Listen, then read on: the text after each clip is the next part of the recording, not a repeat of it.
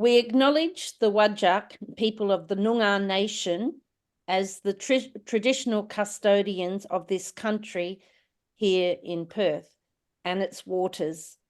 We pay our respects to Noongar elders, past, present, and emerging, and acknowledge their wisdom and advice in all our teaching and cultural activities. Over to you, Pat. Thank you. This is a YCS prayer. I'm not sure where I got it from, but certainly it fits with my experience of YCS. Dear Jesus, please fill us with your spirit of love. Help us to see the world as you do, to judge with your heart, and to act with the strength and courage you have shown us as we work to transform our world. Amen. Amen. Thanks very much, Pat. Well, now I'd like to introduce our guest speaker for tonight, Innocent Odongo from Uganda, who's currently Secretary General of the International Young Catholic Students, working from Paris. It's now just a week away from the IYCS World Conference, which will be held in Amman, Jordan, starting next week. So there are a lot of things happening in the movement. Actually, I'm lucky enough that I'll actually be able to participate for a few days of it, along with John Sidham, now from Melbourne, but also a former IYCS worker, originally from India, back during the 1990s. And I'd just like also to pass on a couple of apologies from several YCS people in Australia. Devitt Kennedy, who also was an international IYCS Secretary General, and Margaret Lemon. They both work for the movement, but with their young families, they're unavailable tonight, as is Chantal Ogilvie Ellis from Sydney. So yeah, maybe we might have to revise our time because it's true. People with young families, it's dinner time or story time or bedtime. So, but anyway, they all asked me to pass on their greetings to you, Innocent, and their best wishes and solidarity for the International Council coming up. And tonight, anyway, Innocent's going to talk to us from his experience of the work that the IYCS is doing today, as well as the challenges the movement is facing. And perhaps we can also discuss how we, whether we're former YCS people or YCW people or whatever our background is, we might look at how we can also support the growth and development of the movement. Over to you, Innocent. Thanks very much. Thank you. Thanks a lot, Stefan. And thank you, everyone, for being here.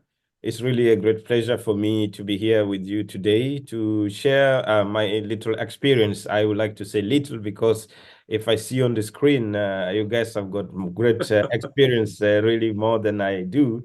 But I've had quite an experience also in the YCS and in the mission that have been involved since when I encountered YCS in a very unusual circumstance when I joined the minor seminary back in 2003.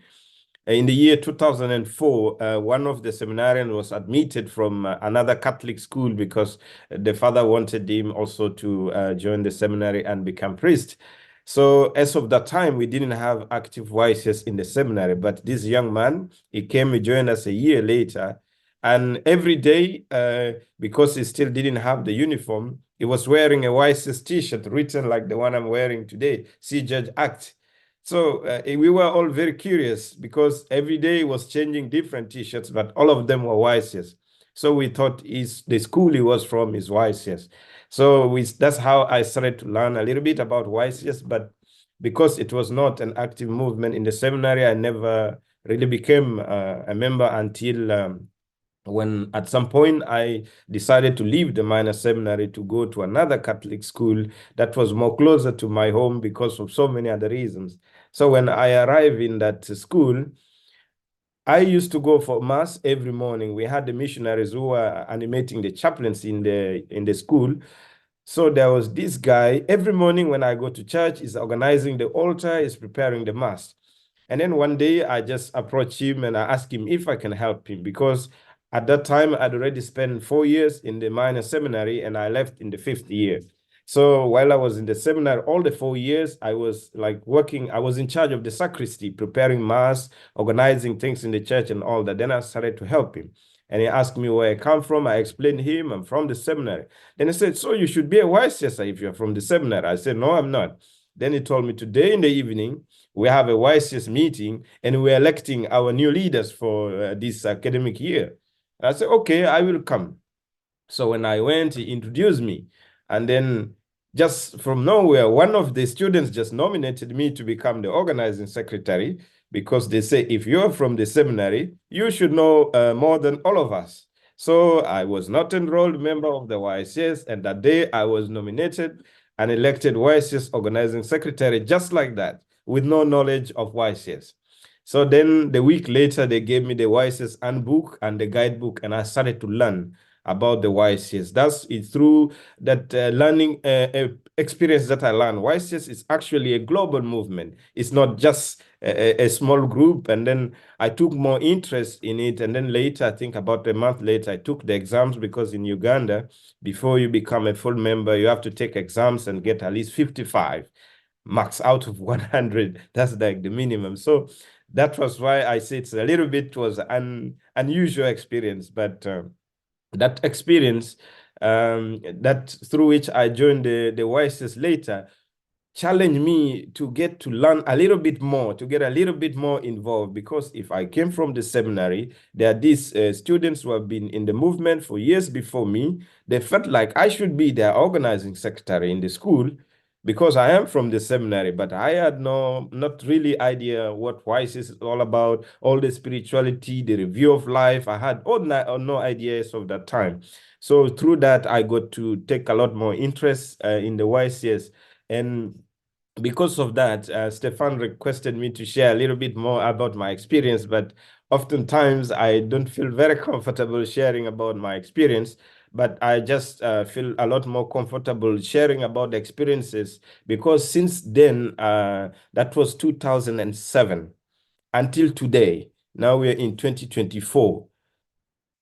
When I look back all these years, there was not even one day of my life I never had a responsibility in the YCS. Since that time when I became organizing secretary, I finished college, I went back to the minor seminary back in 2 years later, because I felt so much challenge in, because it's a Catholic school, but it's a lot secular. I had the seminary formation. So I went back to the seminary to do my advanced level education, to go to the philosophy school later. So when I sat, my rector at the seminary at that time, I scored very highly. He asked me if I can register for university entry exams. Because if you score highly in Uganda, you can get a scholarship to go study in a university for free. So he told me, you get a chance, you can go do your degree and come back to go to philosophy school. So when that's how I got myself back to the seminary. And then now I had to take it upon myself to make sure YCS becomes a movement that is registered in the seminary, that every year when young ones join year one, they can now start to learn about YCS and become members. And I'm happy today the YCS exists in the seminary. So when I went to the university, my first encounter was with a young man from my village. I met him at the church. I went for the first mass, is usually at 7. Then after mass, I met him and I was just going back to my hostel and told, Innocent, you're a YCS. The YCS, they meet after the 9 o'clock mass. So I ended up doing mass again the second time at 9 o'clock, so that I could meet the YCSs after the mass. So, and as it happens, when I first went to the YCS meeting in the college, it was that day they were also doing elections. So everybody just introduced themselves. You share about your experience of YCS. I shared my experience, because in the college later, I was even elected in the decision team of YCS. So I had several other responsibilities. So that same day again, I was elected, my first day of university, publicity secretary of YCS Makerere University, where I went to in Uganda. So that was for me always the journey. And then later I became the national treasurer. Before I even graduated, I was nominated the national coordinator for YCS Uganda, where I served a few months. And then when I went for the Eastern Africa study session, I was again nominated Eastern Africa coordinator. 2 years, 1 year and a half later, I went to the Pan-African Assembly. I got elected Pan-African coordinator. And then before I finished my time in the Pan-African office, I went to the World Council. That was the last one before this one happening this month. And then I was elected Secretary General. That's why I say, since I joined the movement, every year or every day, I had the responsibility in the movement. That is a little bit my journey. And what has really encouraged and inspired me, that's why I took it like a sort of a personal responsibility to become a worker for the YCS. Because for me, the YCS has helped me, even despite the fact that I went to the seminary. YCS to me has been a school of spiritual growth and maturity. YCS has helped me to grow in my faith, but also to mature in my faith, to understand better my faith. Because in the YCS, we are organized with young people in the school. You're leading yourself. You have an organizer, you have a secretary, and you organize everything. And we used to have every week what we call basic team meetings. I think for those who have been in the YCS, you know all this much better. Every week we had a time to sit together in a small group, because in the school we are over 100 members. We are divided into groups of 8. So we sit together, choose a Bible verse, we read together, and we try to internalize and how we understand. And then later we get to share about the challenges that we met during the week. And we exchange advice and things like that. So for me, that was really a great opportunity for me to learn in terms of my faith by sharing the experiences of others. That's why for me, YCS is a school of spiritual growth and maturity. So it helped me to live my faith better even until today.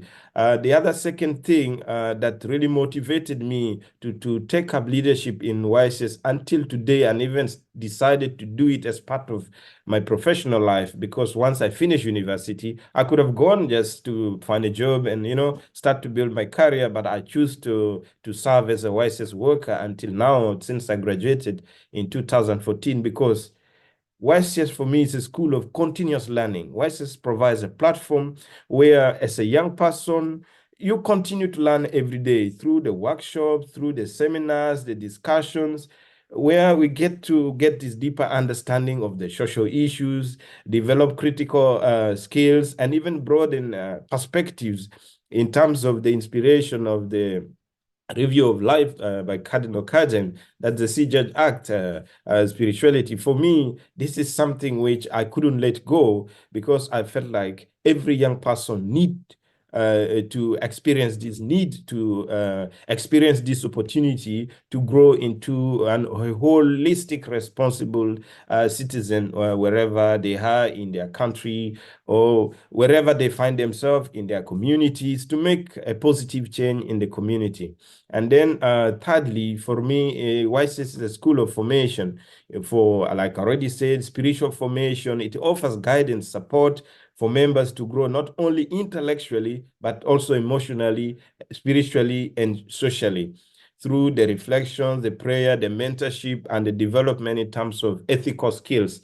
Here, this is very important, because in the YCS, I met very many senior guys. Stefan is here, one of them. We have had exchange, I don't know how many times. There's Brian Lawrence, there is John Sidham. Some of them, just by talking, by exchanging even emails, I didn't get to meet them. Stefan, we just met maybe 2-3 weeks ago for the first time, but I have known him for the longest because of this encounter in the YCS. So for me, this is quite important, and it's why I'm always at the forefront to ensure that the YCS continues in its mission, because this is an opportunity that every young person needs to have. So is to keep it open. And then maybe just as I conclude in terms of my motivation for the work I'm doing with the YCS, I find YCS very powerful in terms of the transformation in society. We are involved in issues that is affecting the day-to-day lives of everybody in our society, but also the students themselves. it helps the students to be part of the solutions, the problem that they are facing either in their schools or in their communities or in their society. And this is through the engagements in the social action projects that we do, the advocacy campaigns. You can talk about some community initiatives. Some members learn to become agents of change, not just within the school, but this also inspires their life later when they become seniors. And that's as to why I'm really very happy and privileged to be able to be here today with you to share. But I'm also looking forward to learn from you. And maybe lastly, for me, IYCS is a school of encounter. Within the IYCS movement, there is this sense of community and solidarity amongst the members, which provides opportunity for individuals from diverse backgrounds to come together, share experiences, and build meaningful relationships. Why I want to highlight meaningful relationships? Because we become brothers, we become sisters, because we share that one thing in common. That's the spirituality, the review of life. But not only that, I could say, one among the hundreds of thousands that have met their life partners. I'm now 3 years counting in marriage. I met my life partner in the IYCS. She came from West Africa and from East. We are from different backgrounds, different cultures. But the way we live together, sometimes people even tend to think maybe we are related, but because we have had a similar kind of experience within the movement, and then we got together, got married. So, and because of that, we have a very cordial relationship. Every day we have a topic to talk about. Each time everyone is referring, no, us when we were in the IYCS, we did this because of that, you know. Every day we cannot pass without talking about IYCS or CJudge Act, all this kind of thing, which for me is something I know. I just say one among the hundreds of thousands, because I know many seniors who have also met their life partners in the movement. Stefan is one of the drops in the millions. So this is for me very also important, because we meet our partners, somebody we share a lot in common with, somebody who understands or look at the world from the same perspective like we look at. So we continue to make the world a better place, even inside marriage. We raise our children with this kind of perspective of looking at the world from the perspective of the poor, so that way we can work towards making it a better place. So I just, based on this experience that I shared, how we are realizing this mission today. Presently, we are majorly focusing on some key thematics to evangelize, but also to transform the students' milieu, but also form and build capacity of young people to work with their fellow young people for effecting positive change. The areas we are working on currently are majorly 5: youth engagement, participation, and advocacy. Stefan just earlier talked about the meeting coming up in Rome, about the anniversary. We have been invited. We are participating in most of these, all of these processes with the Vatican, but also with other NGO world, civil society, where policies are made, and these policies are what really would affect the future for the younger generation that we're working with today. So we try to be part of all those processes so that we contribute also the voices of the young people. The other thing is on the care of our common home, based on the invitation of Pope Francis in encyclical letter Laudato Si. So we are working with young people from around the world, doing campaigns around Laudato Si, spreading the messages of Laudato Si, but also to help to help to simplify the content, because there are some elders in some communities, when we engage with, they hear about Pope Francis, he has this letter, but what is the encyclical about? We use young people to have opportunity to have intergenerational dialogue with elders in their communities, with their parents, to help them understand this call from the Holy Father, and how as humankind living on this planet, we can live in union or in communion with the environment. This is something where, for me, has been very touching experience, because when I meet young people and they give me feedback. Recently, we were with Hans in India, in Thailand for the Asian session. If you get feedback from the young people, it gives you hope, regardless of the challenges that we meet, to carry on, to make sure that this mission of the IYCS continues. Also, around the area of human fraternity for world peace and living together, elements of interfaith dialogue since Pope Francis and the Grand Imam of Al-Azhar signed this document on human fraternity for world peace and living together. We launch a project where we bring young people from different faiths to reflect together, to devise a meaningful solution, because today we are faced with a lot of crises. Talk about health, talk about climate, talk about conflicts, and this affects everybody regardless of your faith. So we try to bring young people together, especially in the Middle East, where there has been a lot of tension. We launched this project, and some young people from Syria and from Egypt, they were able to sleep together in one center for the first time with Muslims. These are members from JEC in Syria and Egypt. So in the beginning, they were very hesitant, but at the end, they were really, really very, very impressed that even one of my colleague, Roy, had to go to Syria early this year to organize a similar engagement with the other Muslim youth, with the members of IYCS in Syria, which was something they had never done before, and they thought it's not possible. So that's one of the things that gives us hope to continue regardless. The other thing is youth ministry, which is the foundation of our movement, the formation and the accompaniment, where we engage on issues to do with our faith, but also how do we respond to the call from the church, and also how do we share our vision to the church, because the world is evolving today, but the church seems to slowly evolve. But to keep young people in the church needs to listen to the young people. That's why, and Stefan was talking about the issue of the synod, we do also participate in this process. And then the other thing, which is now could lead me to the last part, is the question of the sustainability of our movement and the development of our movement, which in the recent past, we have faced a lot of challenges, because in the many years before, IYCS now International Secretariat or Coordination, we are celebrating this year 76 years. Over these years, we have had a lot of support, lots of donation from Catholic charities around the world. But today, these contributions are diminishing, but some are completely turned off. We found ourselves in a situation where we struggle to realize some of these activities because resources are not really available. But not only resources in terms of finance, sometimes even human resources, it's difficult to realize. We count so much on I like to always call them IYCS seniors. But some people, they say ex-IYCS. I don't like this word. I find it a little bit rude. Or former IYCS or alumni. I like to say seniors because in the IYCS in Uganda, we always say once a IYCS, always a IYCS.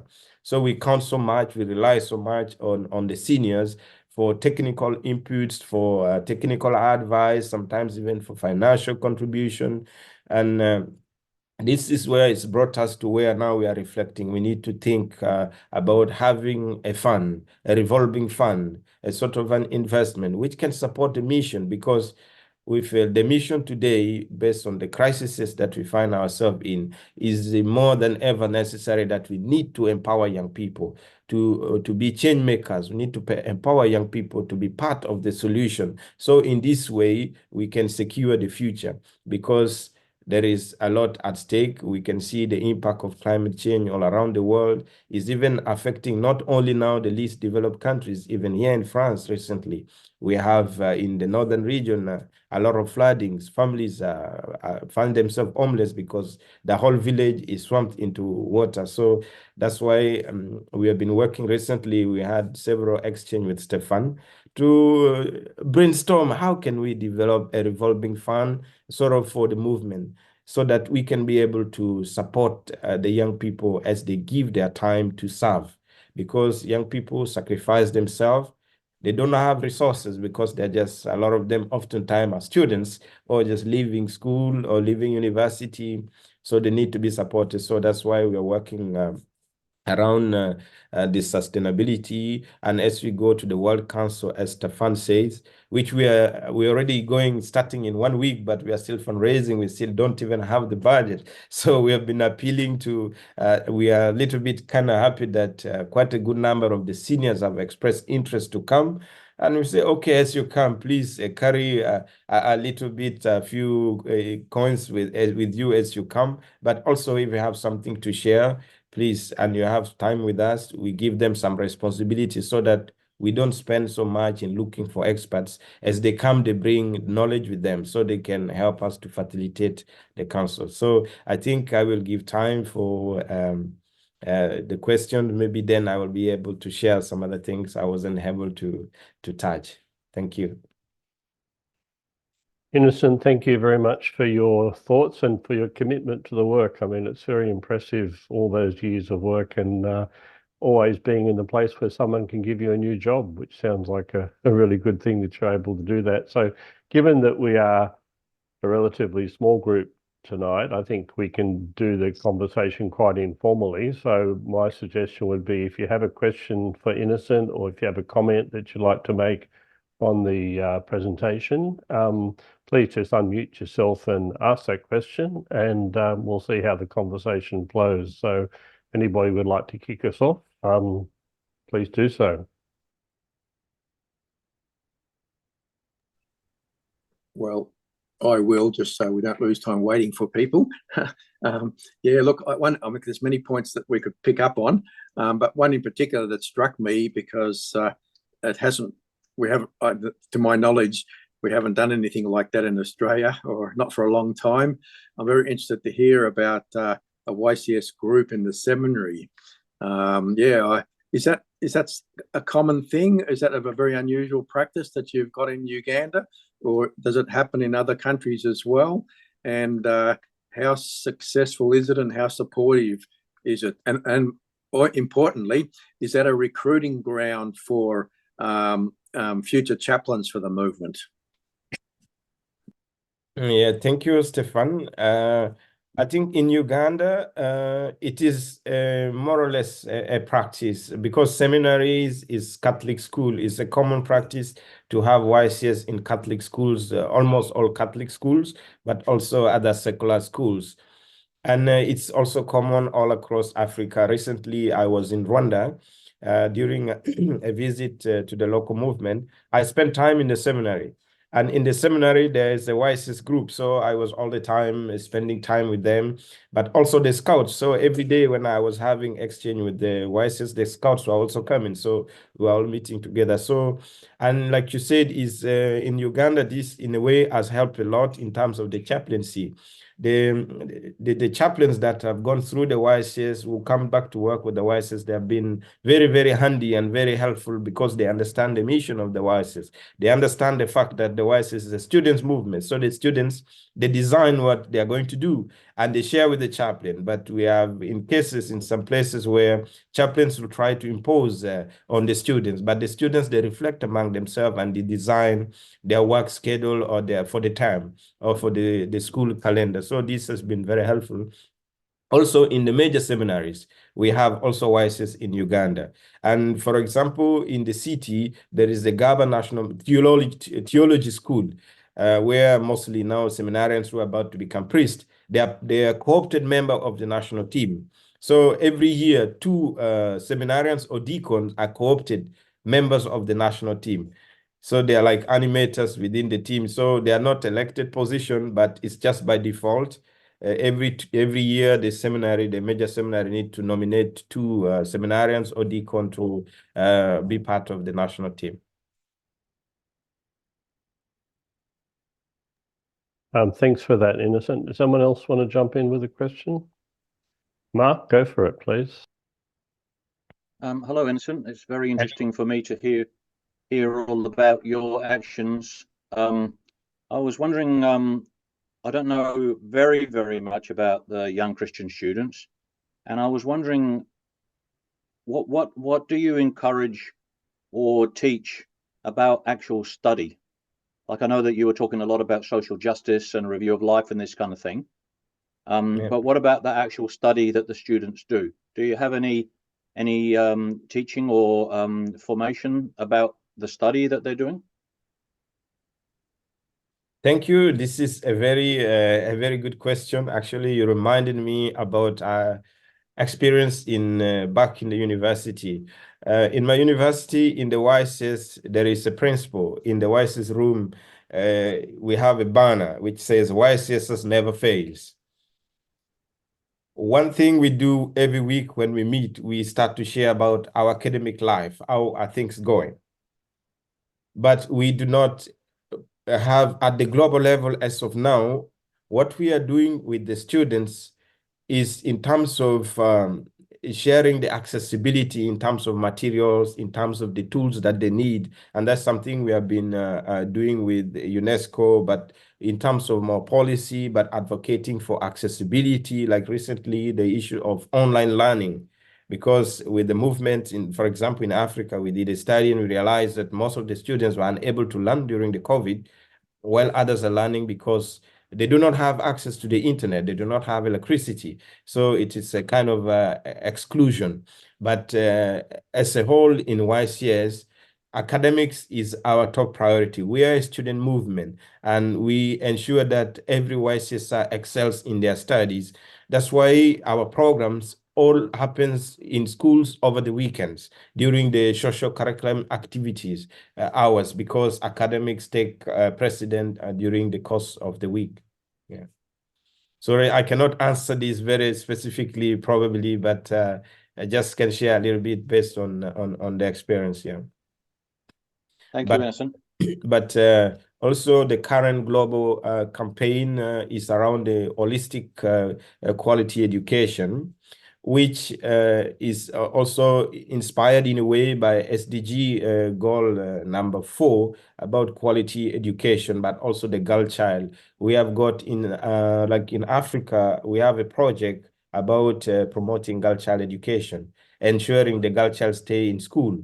We have some campaigns we are running with some help from like UNICEF, UNDP, which focus on helping the boy child understands the needs of the girls are different from the needs of the boy, because many young girls, especially in early school age, when they start to experience some changes in their body, like menstrual period, things like that, the others, they make them feel isolated, and some of them run away from school. So that's why we have this project that is going on in the Africa region. It's launched about 4 years ago now, about ensuring the girl child stays in school. So this is something I think is good that you ask now. Is something that also forms very big precedence in our movement.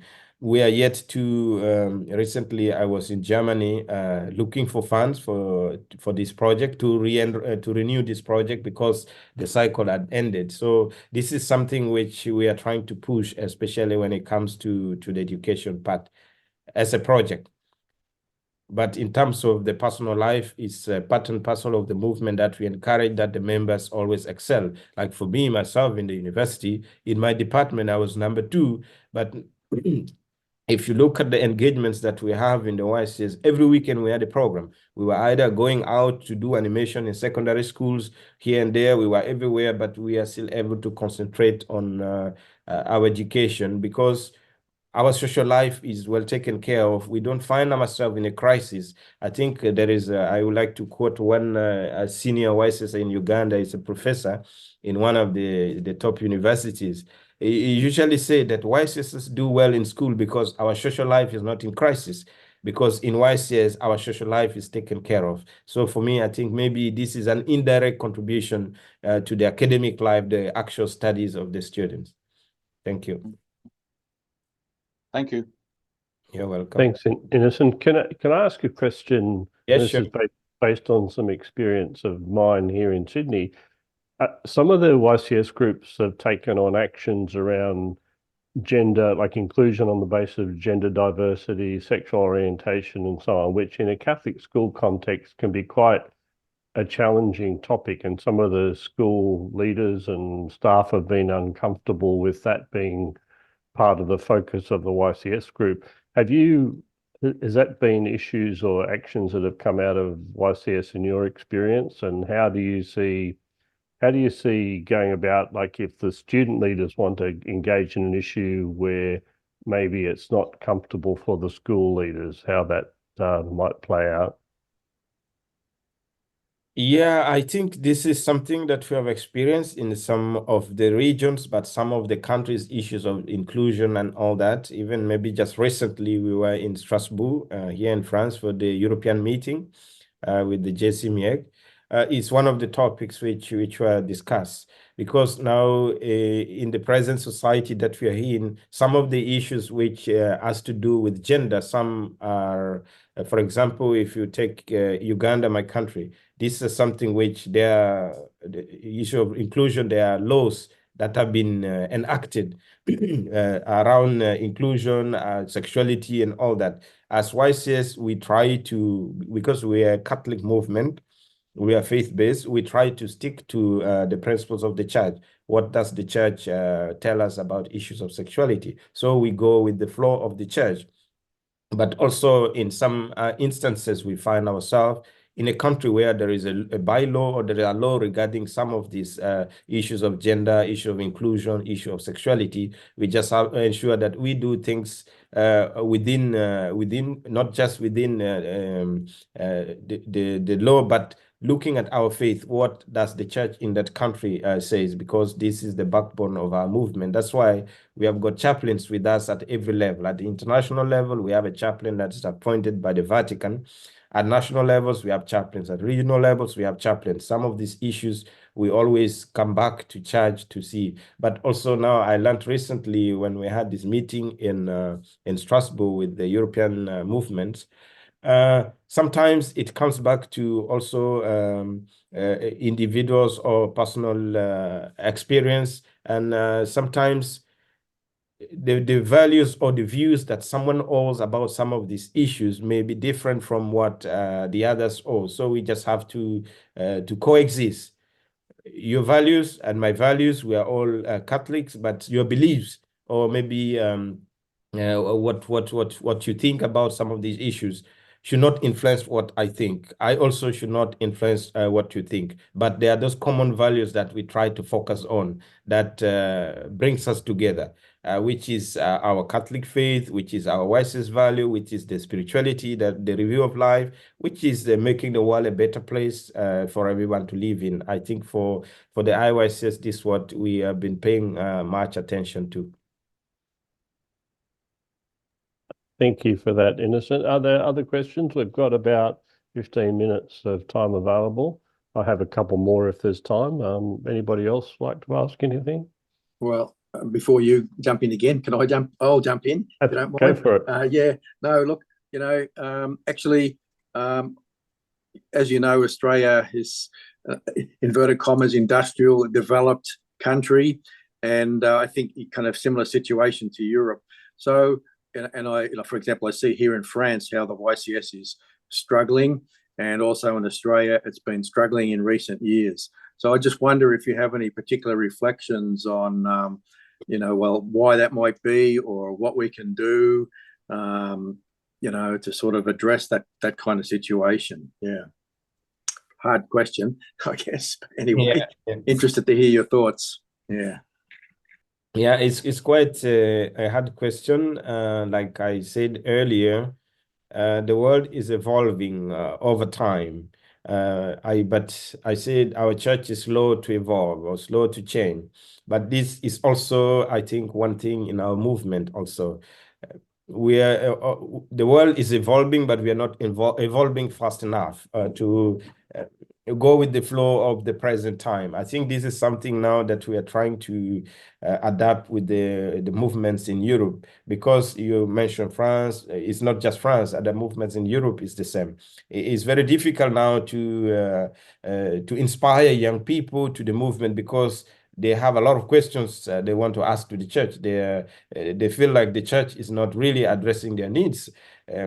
All the time when you bring a priest, the priest may not even have time to say mass, because they have so many questions for the priest. There are a lot of things they want answers for.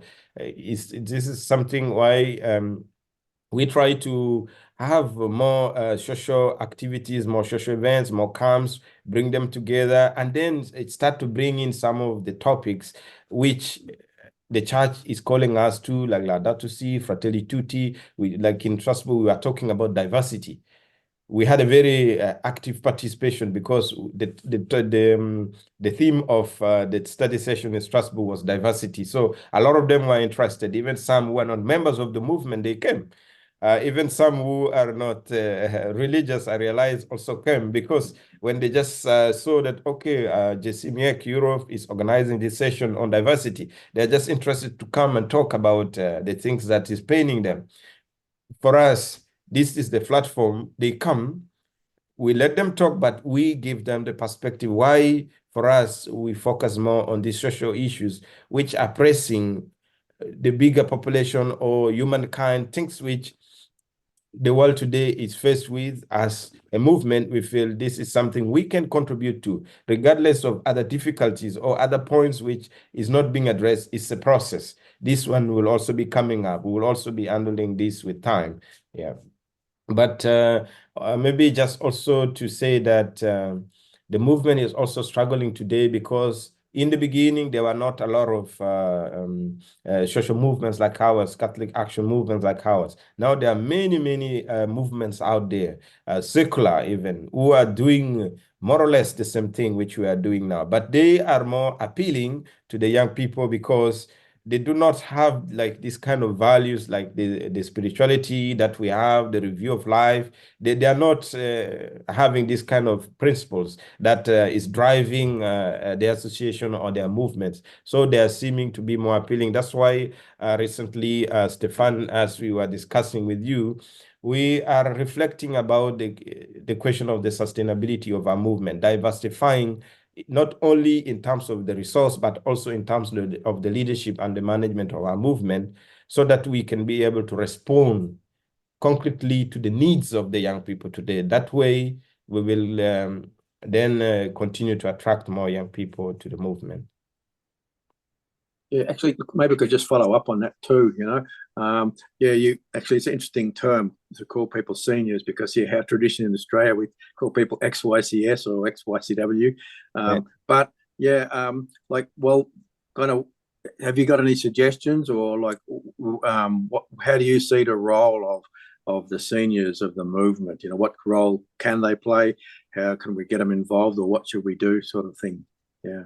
Yeah, thank you. Actually, I almost forgot to say that last year we had the third meeting of the seniors or the former members of the IYCS, which happened online. So this year we launched a consultation process because in that meeting we had the proposal to create a think tank group of the seniors, where the one group is focusing on issues to do with the programming of the activities, in terms of the actions that we run, so that it can be tailored to address the needs of the young people today. And then also they will be working around developing teams around intergenerational dialogue, so that we can have platform where current YCSs or current members of the movement can have a platform from time to time, regularly can exchange with the seniors, so that we can have this sharing of ideas across different generations,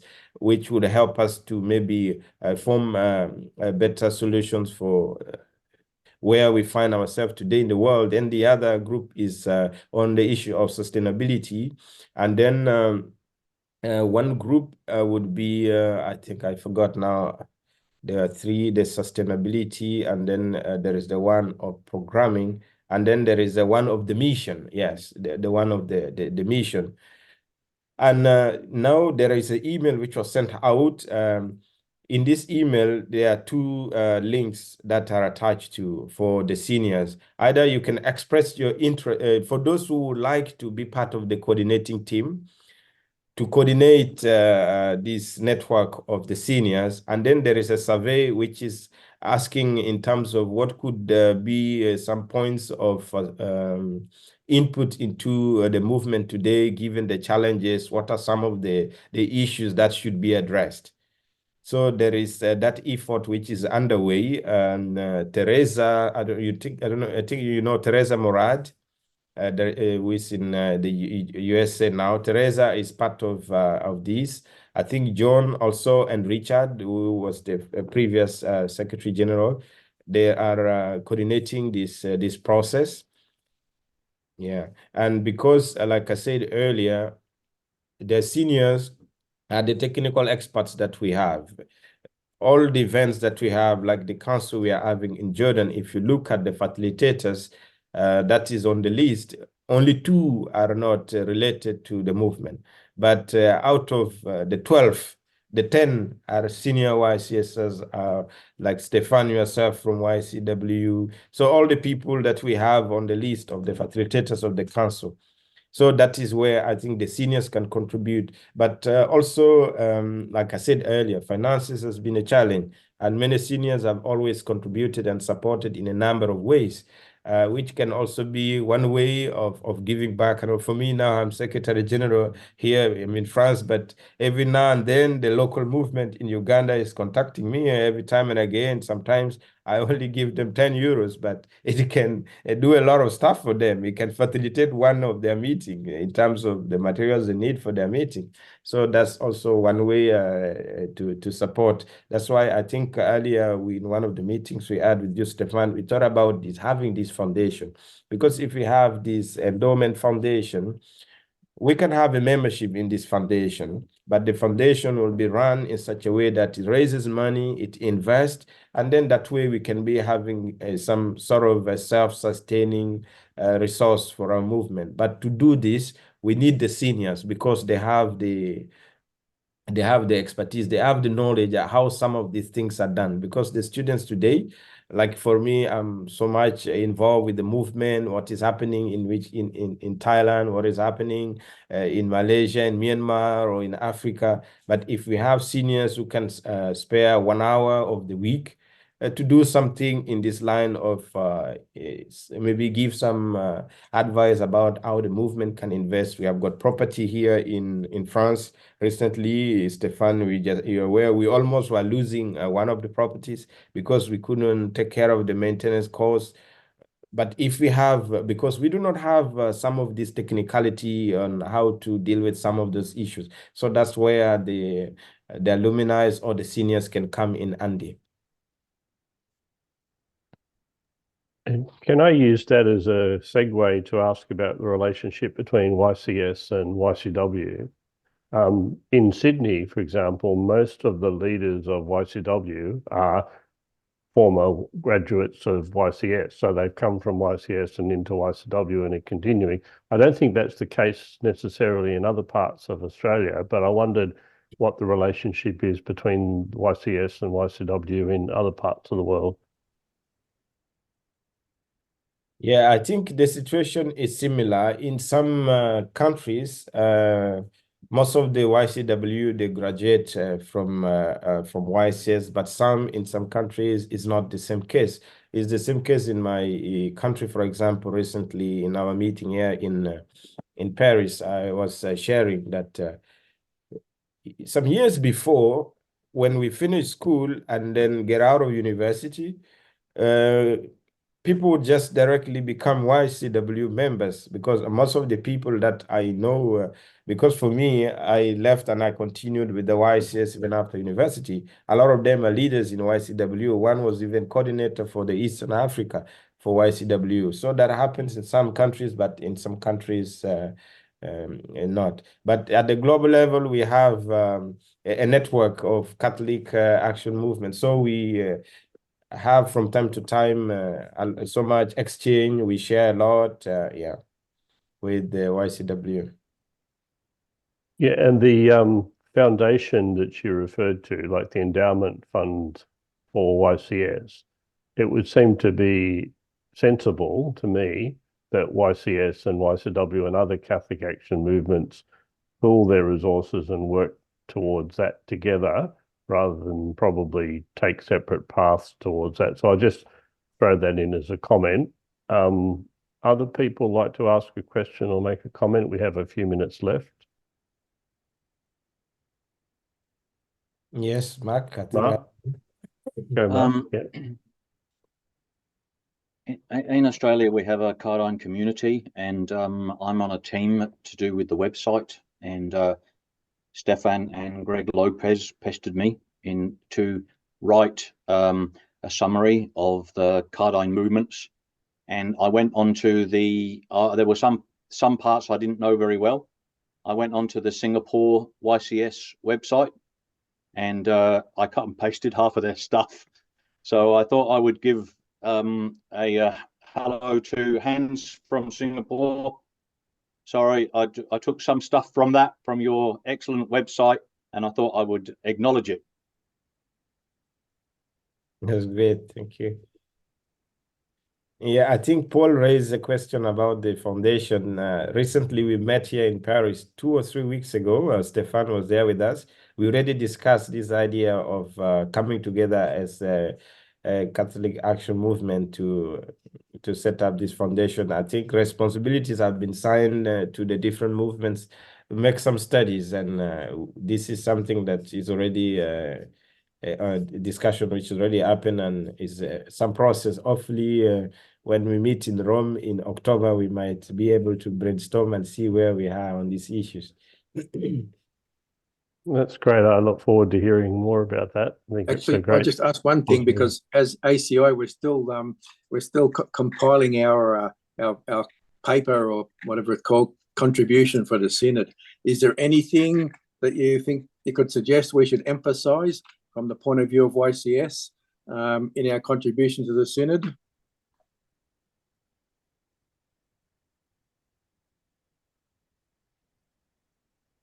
Yeah. In terms of the contribution, I think the last time we had already shared quite much. I don't know for now. It's just on the spot what I could add. Maybe I could get back to you later.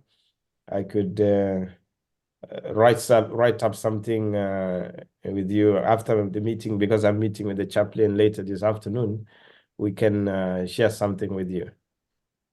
Yeah, Maybe, great. Yeah. Perhaps at the the journeying together. So Australia has the coalition of government agreements, how the states support each other. What is the federal government's responsibility? What are the states' responsibility? How revenues are shared, and so forth. Perhaps a discussion at the Synod should be, how should Vatican and how should the different dioceses support international movements and their local branches? Some part to be devolved to the local bishops, but there should be some kind of international accord that organizations or movements such as YCS, YCW should be supported. So that conversation perhaps should, if it's coming from you, Innocent, and the Secretary General of CJOC, I think it will be powerful. It could be a powerful conversation. Thank you, Greg. Yeah, you raised quite a point. I think this is something which is a little bit sensitive, because it is the opposite. In the past, there was this support from the Vatican to the Catholic Action Movement, especially the international movement. But unfortunately, this support was suspended in 2020 for 3 years. But now, last year, 2023, it should have resumed. But when we engage with the Vatican, it seems the interests have changed now more to local movements and to dioceses. We even went as far as lobbying with the permanent observer of the Vatican here in UNESCO. Also met the apostolic nuncio here in France. We also went to the dicastery in the Vatican. We also went to the Secretariat of State to lobby for this, because during the consultation period of the Synod, we wrote very, very long analysis, very long text, and sent to the Synod Secretariat, but we didn't have any feedback. So we try to engage the church directly. I think the last time we were in the Vatican was not long ago, where we had the chance to meet the Secretary of State and raise some of these issues. But unfortunately, I think the decision has been taken at a very high level to withdraw support from international movements like ours. So that's why now we are left with no choice but to think about the sustainability in terms of the funds, but also now to empower the movements at the local level, because the church now, through the Papal Foundation that we used to benefit from, is focusing on local movements in dioceses and in parishes. So now it's a challenge that now we're working on, organizing the local movements in such a way that we can give them support to develop projects, to develop proposals, to develop a request to forward to the church, because now resources are going directly to the ground. That's, I think, one of the major challenge. Just yesterday, I was in Germany also meeting with our traditional partners, the missios. Now it's the same thing. They are more interested in working directly with local communities. So it's something that as we go to Jordan, we will be discussing how we can reorganize ourselves to be able, because if we don't reorganize, we remain with the current structure, we will not be able to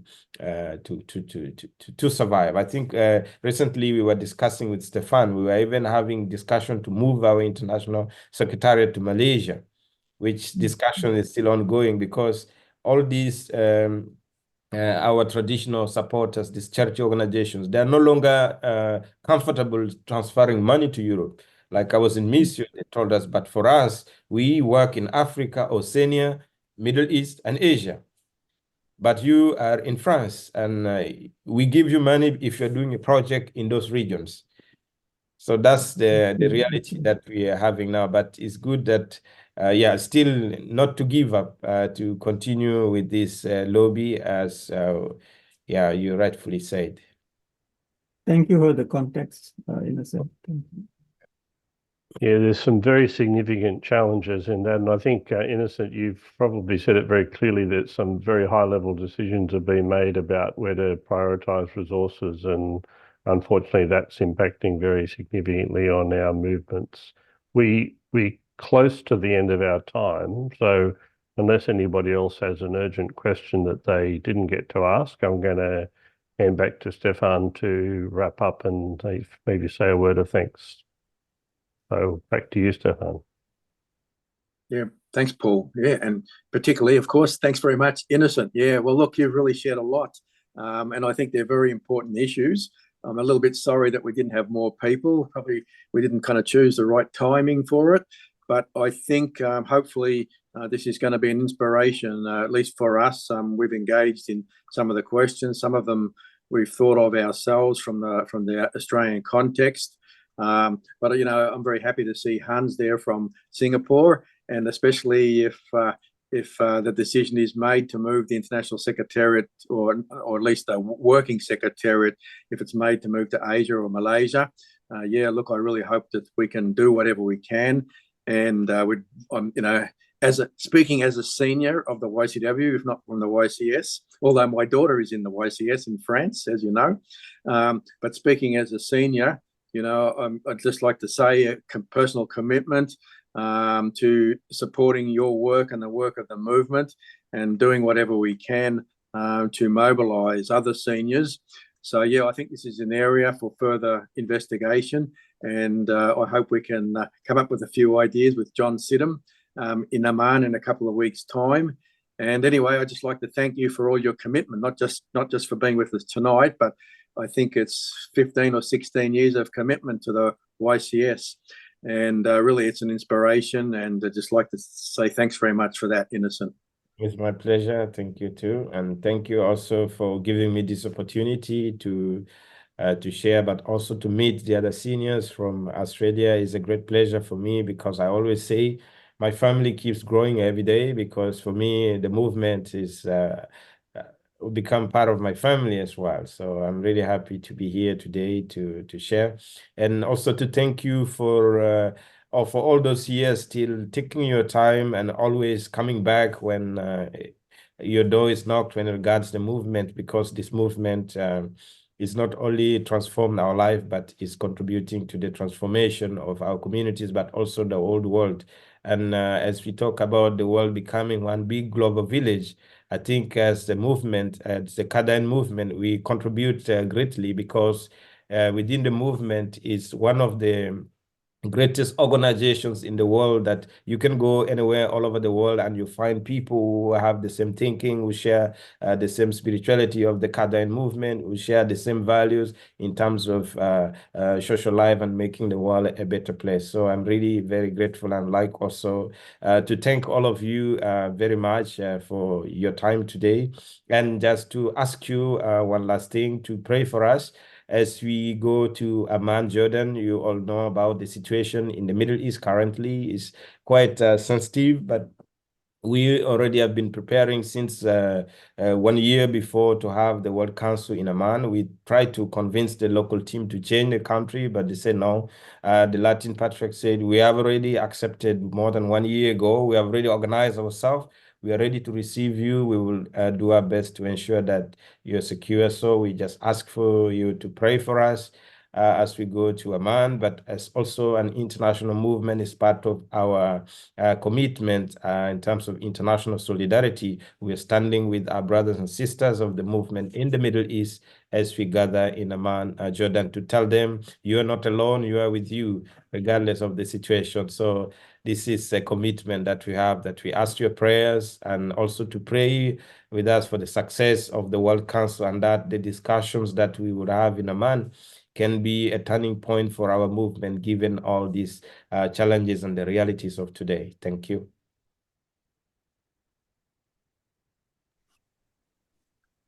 Thank you all. All right. I think that's the end.